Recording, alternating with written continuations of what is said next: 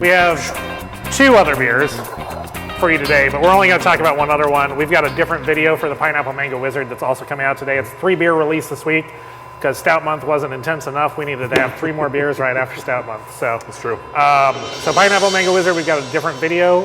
You guys can check it out. It's with owner and proprietor of Bartender's Handshake. Yeah.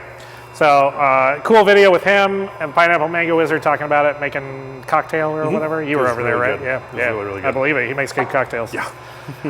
So check that out if you're interested in that. Obviously, come down for the Pineapple Mango Wizard, but we're going to talk about our latest batch beer, 1387.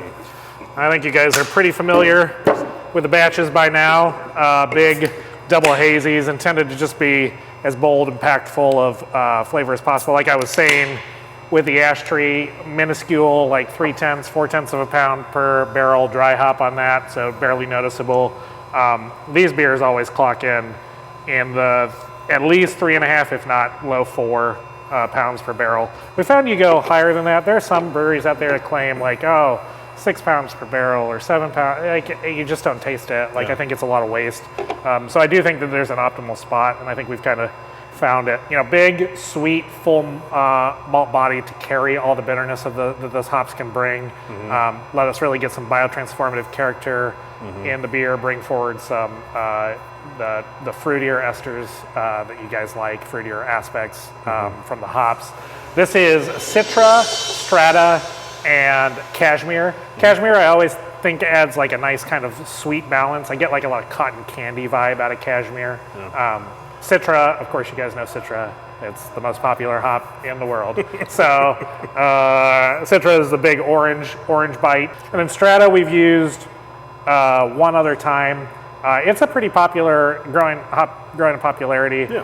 We actually were able to get like a specific lot of Strata this time around this year, and had like a lot of really fruity characteristics when we rubbed it.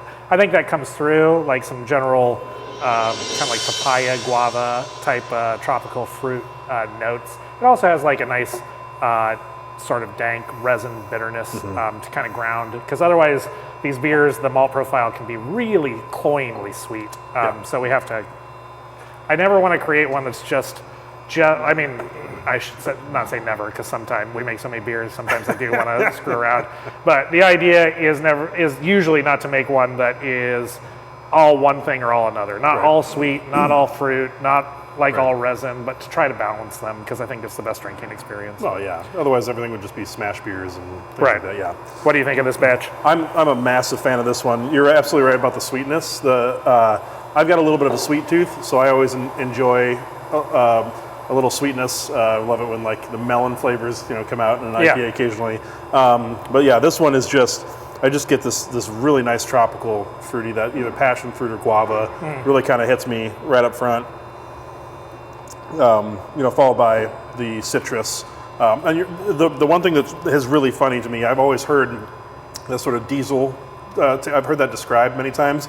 I didn't really start picking that up in other beers until the batch beers. And it's so funny to me to think that like diesel would be a desirable characteristic, and it's just it really is. It's got this really cool kind of like very quickly puts a little chest hair on you. Like it does. It helps. It helps with the palate. Like I feel like it helps.